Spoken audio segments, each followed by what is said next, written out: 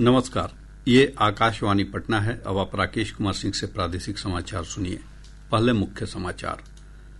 राष्ट्रीय जनतांत्रिक गठबंधन एनडीए सरकार के 11 वर्ष पूरे होने पर प्रधानमंत्री नरेंद्र मोदी ने कहा, सरकार ने देश की प्रगति में महिलाओं की निर्णायक भूमिका तय की।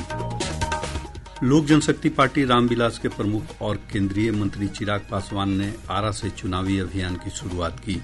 कहा, वे बिहार को विकसित राज्य बनाने के लिए राजनीति कर रहे हैं। चुनाव आयोग की आलोचना करने पर कांग्रेस नेता राहुल गांधी पर भाजपा सहित विभिन्न दलों ने संवैधानिक संस्था के अपमान का आरोप लगाया। और ऑपरेशन सिंदूर के दौरान शहीद सेना के जवान सुनील कुमार यादव का पूरे सम्मान के साथ बक्सर में अंतिम संस्कार किया गया। अब समाचार विस्तार से। प्रधानमंत्री नरेंद्र मोदी ने कहा है कि भारत को विकसित बनाने में नारी शक्ति की परिवर्तनकारी भूमिका होगी और इसलिए सरकार पिछले 11 वर्षों से महिलाओं के नेतृत्व पर अधिक ध्यान दे रही है। राष्ट्रीय जनतांत्रिक गठबंधन एनडीए सरकार के 11 वर्ष पूरा होने पर सोशल मीडिया पोस्ट में प्रधानमंत्री ने कहा कि एनडीए सरकार ने विकास में महिलाओं की सशक्त भूमिका के लिए कई महत्वपूर्ण पहलें की है। इनमें स्वच्छ भारत अभियान, जनधन खाते के जरिए वित्तीय समावेशन और जमीनी स्तर पर महिलाओं का सशक्तिकरण करना शामिल है। श्री मोदी ने कहा कि उज्ज्वला योजना से घरों को धुआं मुक्त बनाने में मदद मिली है। प्रधानमंत्री ने कहा कि मुद्रा ऋण से लाखों महिलाओं के लिए उद्यमी बनने का सपना पूरा हुआ है। उन्होंने कहा कि प्रधानमंत्री आवास योजना के तहत महिलाओं के नाम पर मकान लेने के प्रावधान से महिलाओं में सुरक्षा और सशक्तिकरण की भावना बढ़ी है। श्री मोदी ने बेटी बचाओ बेटी पढ़ाओ अभियान को बालिका संरक्षण का राष्ट्रीय अभियान बताया। एक रिपोर्ट। पिछले दशक में महिला सशक्तिकरण के प्रति भारत के दृष्टिकोण में उल्लेखनीय परिवर्तन आया है। सरकार की प्रमुख पोषण योजना मिशन पोषण का दूसरा चरण बच्चों, किशोरियों और माताओं पर केंद्रित है। इसका मुख्य हिस्सा पोषण अभियान है, जिसे 2018 में शुरू किया गया था। 2 लाख से ज्यादा आंगनबाड़ी केंद्रों को बेहतर पोषण और प्रारंभिक शिक्षा देने के लिए सुधारा जा रहा है। इसके तहत पोषण भी, पढ़ाई भी जैसी योजनाएं आंगनबाड़ी कार्यकर्ताओं को अच्छी प्री स्कूल शिक्षा देने के लिए प्रशिक्षण देती है। स्वास्थ्य के क्षेत्र में जननी शिशु सुरक्षा कार्यक्रम और जननी सुरक्षा योजना जैसी योजनाओं ने खासकर गांवों और पिछड़े इलाकों में सुरक्षित प्रसव और मां की देखभाल सुनिश्चित की है। महिलाओं को रोजमर्रा की जिंदगी में सम्मान देने की दिशा में भी बड़े कदम उठाए गए हैं। स्वच्छ भारत मिशन के तहत 12 करोड़ से ज्यादा शौचालय बनाए गए हैं, जिससे महिलाओं की सुरक्षा में सुधार हुआ है। उज्ज्वला योजना के जरिए 10 करोड़ से ज्यादा रसोई गैस कनेक्शन दिए गए, जिससे महिलाओं को धुएं से राहत मिली। जल जीवन मिशन ने 15 करोड़ से ज्यादा ग्रामीण घरों तक नल से जल पहुंचाया है, जिससे पानी लाने का बोझ भी कम हुआ है। शिक्षा के क्षेत्र में लड़कियों के स्कूल में दाखिले की दर 75.5% से बढ़कर 78% हो गई है। सुकन्या समृद्धि योजना के तहत 4.2 करोड़ से ज्यादा खाते खोले गए हैं, जिससे बेटियों के लिए आर्थिक सुरक्षा सुनिश्चित हो रही है। कानूनी सुधारों में भी बड़ा बदलाव लाया गया है। 3 तलाक को खत्म करना और नारी शक्ति वंदन अधिनियम, जो संसद और विधानसभाओं में महिलाओं के लिए 33% सीटें आरक्षित करता है, लैंगिक न्याय और भागीदारी की दिशा में ऐतिहासिक कदम है। यह सफर केवल मदद देने का नहीं है, बल्कि एक ऐसा भारत बनाने का है जहां महिलाएं हर क्षेत्र में नेतृत्व कर सके। अक्षित की रिपोर्ट के साथ समाचार कक्ष से नेहा गोस्वामी। लोक जनशक्ति पार्टी रामविलास के प्रमुख और केंद्रीय मंत्री चिराग पासवान ने आज कहा, वे बिहार को विकसित राज्य बनाने के लिए राजनीति में हैं। आज भोजपुर जिले के आरा में पार्टी की रैली को संबोधित करते हुए श्री पासवान ने कहा, बिहार फर्स्ट बिहारी फर्स्ट के उद्देश्य के साथ वे काम कर रहे हैं। उन्होंने कहा कि प्रधानमंत्री नरेंद्र मोदी और नीतीश कुमार के संयुक्त प्रयास से बिहार फर्स्ट बिहारी फर्स्ट के संकल्प के साथ युवाओं का पलायन रोकने का संकल्प और विकास का काम हो रहा है। उन्होंने आरोप लगाया कि बिहार के पिछड़ेपन के लिए राजद और कांग्रेस दोनों जिम्मेदार हैं।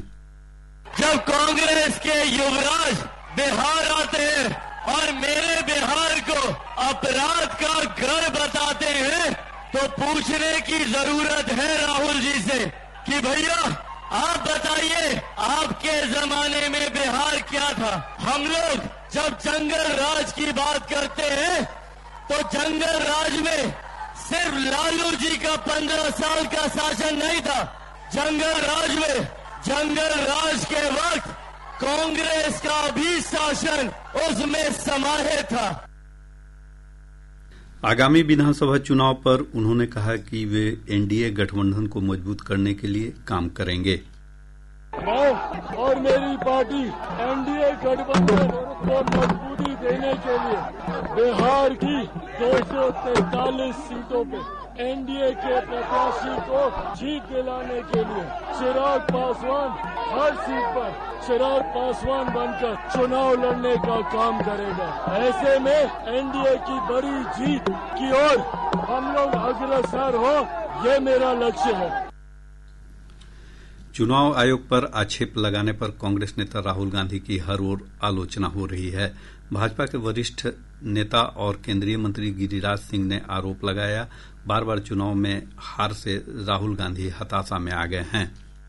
राहुल गांधी मौसम वैज्ञानिक अब नए हो गए, हार के मौसम वैज्ञानिक, और वो अपने हार का जायजा उनको मिल चुका है। जनता एनडीए के साथ है तो मैच फिक्स भी जनता के साथ है। जनता आज एनडीए के साथ इसलिए है, हर गांव में सड़क है, बिजली है, स्वास्थ्य है, हर सेक्टर में सरकार काम कर रही है।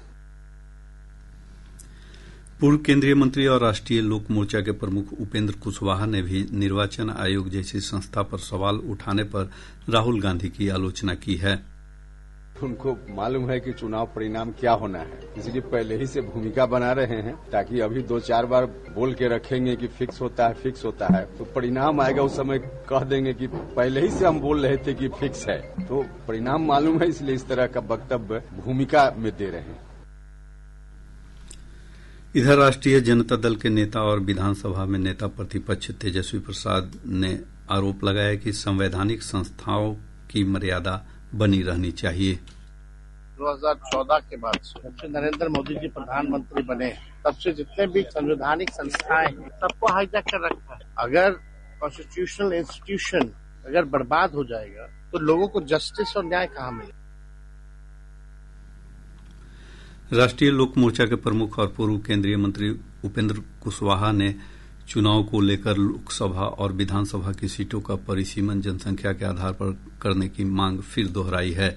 आज मुजफ्फरपुर के क्लब मैदान में आयोजित पार्टी की सभा को संबोधित करते हुए श्री कुशवाहा ने कहा कि संविधान के नियम के तहत परिसीमन होना जरूरी है और इसके लिए उनकी पार्टी अभियान चला रही है। श्री कुशवाहा ने कहा कि परिसीमन लागू होने से न सिर्फ अनुसूचित जाति, अनुसूचित जनजाति और महिलाओं की हिस्सेदारी बढ़ेगी, बल्कि जन प्रतिनिधित्व में समानता आएगी। प्रादेशिक समाचार आप आकाशवाणी पटना से सुन रहे हैं। ताजा समाचारों के लिए आप हमारे x handle AIR News_ Patna पर जा सकते हैं। बिहार ने आयुष्मान भारत डिजिटल मिशन को लागू करने में देश में प्रथम स्थान हासिल किया है और स्वास्थ्य देखभाल व्यवस्था को डिजिटल रूप में परिवर्तित करने में राष्ट्रीय स्तर पर सबसे आगे है। सरकारी स्वास्थ्य सुविधा केंद्रों में ऑनलाइन OPD पंजीकरण 92% और रोगी सेवा के लिए QR कोड स्कैन करने में सर्वाधिक उच्च स्थान हासिल करने से बिहार ने कुशल और पहुंच वाली जन स्वास्थ्य सेवा उपलब्ध कराकर एक नया कीर्तिमान बनाया है। बिहार का कमान और नियंत्रण केंद्र राजधानी पटना में स्थित है और इस बदलाव में यह महत्वपूर्ण भूमिका निभा रहा है। कमान केंद्र में सभी जिला अस्पतालों और स्वास्थ्य केंद्रों की वास्तविक समय में निगरानी की जाती है। राज्य स्वास्थ्य समिति के प्रशासनिक अधिकारी राजेश कुमार ने आकाशवाणी को बताया कि यह केंद्र समन्वयक के तौर पर काम कर रहा है। उन्होंने बताया कि भविष्य में इस केंद्र से 25,000 अस्पताल जोड़े जाएंगे। आकाशवाणी ने आज अपनी सेवा के 90 वर्ष पूरे कर लिए हैं। 8 जून 1936 को आज ही के दिन भारतीय राजकीय प्रसारण सेवा का नाम बदलकर आकाशवाणी कर दिया गया था। यह देश के सांस्कृतिक, सूचना और प्रसारण के इतिहास में एक ऐतिहासिक क्षण था। 7 जून 1936 को ऑल इंडिया रेडियो की तत्कालीन आधिकारिक पत्रिका द इंडियन लिसनर के पहले पन्ने पर इस यादगार दिवस के एक दिन पूर्व दुनिया के सामने AIR की घोषणा की गई। इतिहास में अलंकृत एक पल और एक देश की धरोहर आकाशवाणी का सामान्य सा दिल्ली स्टेशन एक ऐसा केंद्र बन गया जहां आवाज को पंख मिले और इतिहास को मंच मिला। इन शांत दीवारों से ऐसी गूंज निकली जिसने एक राष्ट्र को आकार दिया जो तब से कुसुम्य, भावपूर्ण और अविस्मरणीय बना हुआ है। स्वतंत्रता के बाद AIR का तेजी से विस्तार हुआ और 1956 में इसे आकाशवाणी नाम दिया गया। आज आकाशवाणी 591 स्टेशनों का संचालन करती है, जो भारत की 98% आबादी को 23 भाषाओं और 146 बोलियों में प्रसारण प्रदान करती है। आकाशवाणी का विदेश सेवा प्रभाग 100 से अधिक देशों में भारत की आवाज को विश्व स्तर पर प्रसारित करता है और प्रवासी समुदाय से जुड़ता है। बहुजन हिताय बहुजन सुखाय के अपने आदर्शों पर चलते हुए आकाशवाणी का समाचार सेवा प्रभाग इस विशाल देश के हर निवासी को विभिन्न भूभागों में 24 घंटे 7 दिन सभी प्रमुख भाषाओं और बोलियों में रेडियो प्रसारण में उच्चतम पेशेवर नैतिकता और मानकों का पालन करते हुए समाचार और विचार प्रदान करता है। आकाशवाणी समाचार के लिए आदर्श, दिल्ली। ऑपरेशन सिंदूर के दौरान शहीद सेना के जवान सुनील कुमार यादव का आज पूरे सैन्य सम्मान के साथ बक्सर में उनके पैतृक गांव नरबतपुर में अंतिम संस्कार किया गया। नरबतपुर गांव में उन्हें अंतिम विदाई देने से पहले तिरंगा यात्रा निकाली गई, जिसमें बड़ी संख्या में स्थानीय लोग शामिल हुए। कल सुनील कुमार यादव का पार्थिव शरीर जम्मू कश्मीर के उधमपुर से पटना लाया गया था। उप मुख्यमंत्री सम्राट चौधरी सहित कई गण्यमान्य लोगों ने रात में एयरपोर्ट पर दिवंगत जवान के पार्थिव शरीर को श्रद्धांजलि अर्पित की थी। सहकारिता मंत्री प्रेम कुमार ने आज बेगूसराय के 4 प्रखंडों बछवाड़ा, तेघरा, मटिहानी और वीरपुर प्रखंड में 1 करोड़ 14 लाख की लागत से बनने वाले 4 कोल्ड स्टोरेज का शिलान्यास किया। इस अवसर पर संवाददाताओं से बातचीत में श्री कुमार ने कहा कि जिले के सभी किसानों को किसान क्रेडिट कार्ड से ऋण उपलब्ध कराए जा रहे हैं। किसानों को किसान क्रेडिट कार्ड से ऋण दे रहे हैं और गांव में रहने वाले गरीब किसानों को, मजदूरों को संगठित कर जेल बनाए, ज्वाइंट लायबिलिटी ग्रुप संयुक्त देयता समूह में बनाए और उनको ऋण अभी 2 ग्रुप को दिया है 3.5 लाख। क्या करेंगे वो लोग? माइक्रो एटीएम जाकर इसके माध्यम से कोई नगद लेन देन नहीं हो। अब ये दूध उत्पादक ये सहकारी समिति को हमने दिया है। जब दूध जो लेंगे देंगे किसानों, सारा का सारा काम माइक्रो एटीएम के माध्यम से किया जाएगा। सहकारिता बैंक बहुत बेहतर काम कर रहा है बिहार में। आगे आओ हम लोग प्रयास करके अच्छा काम करें। मुख्यमंत्री नीतीश कुमार ने आज गांधी सेतु के समानांतर गंगा नदी पर बनाए जा रहे 14.5 किलोमीटर लंबे 4 लेन पुल निर्माण कार्य का निरीक्षण किया। मुख्यमंत्री ने हाजीपुर के सैफपुर में पाया नंबर 9 के पास रुककर अधिकारियों से निर्माण कार्य के बारे में विस्तृत जानकारी ली। इस अवसर पर जल संसाधन मंत्री विजय कुमार चौधरी सहित निर्माण कार्य से जुड़े अधिकारी उपस्थित थे। राजधानी पटना सहित प्रदेश के अधिकांश हिस्सों का मौसम शुष्क बना हुआ है। मौसम विभाग से प्राप्त जानकारी के अनुसार पिछले 24 घंटों के दौरान रोहतास के डेहरी में सर्वाधिक तापमान 40 डिग्री सेल्सियस रिकॉर्ड किया गया। वहीं 10 से अधिक जिलों का तापमान 38 डिग्री सेल्सियस के ऊपर रहा। विभाग ने अगले 2 से 3 दिनों के दौरान अधिकतम तापमान में 2 से 4 डिग्री सेल्सियस की वृद्धि की संभावना जताई है। विभाग ने 11 जून से राज्य के अधिकांश भागों में बारिश का पूर्वानुमान भी व्यक्त किया है। इस दौरान 50 से 60 किलोमीटर प्रति घंटे की रफ्तार से हवा भी चल सकती है। और अब अंत में मुख्य समाचार एक बार फिर। राष्ट्रीय जनतांत्रिक गठबंधन एनडीए सरकार के 11 वर्ष पूरे होने पर प्रधानमंत्री नरेंद्र मोदी ने कहा, सरकार ने देश की प्रगति में महिलाओं की निर्णायक भूमिका तय की। लोक जनशक्ति पार्टी रामविलास के प्रमुख और केंद्रीय मंत्री चिराग पासवान ने आरा से चुनावी अभियान की शुरुआत की। कहा, वे बिहार को विकसित राज्य बनाने के लिए राजनीति कर रहे हैं। चुनाव आयोग की आलोचना करने पर कांग्रेस नेता राहुल गांधी पर भाजपा सहित विभिन्न दलों ने संवैधानिक संस्था के अपमान का आरोप लगाया। और ऑपरेशन सिंदूर के दौरान शहीद सेना के जवान सुनील कुमार यादव का पूरे सम्मान के साथ बक्सर में अंतिम संस्कार किया गया। इसके साथ ही आकाशवाणी पटना से प्रसारित प्रादेशिक समाचार का ये अंक समाप्त हुआ। आकाशवाणी पटना से अगला समाचार बुलेटिन प्रातः 8:48 से प्रसारित किया जाएगा।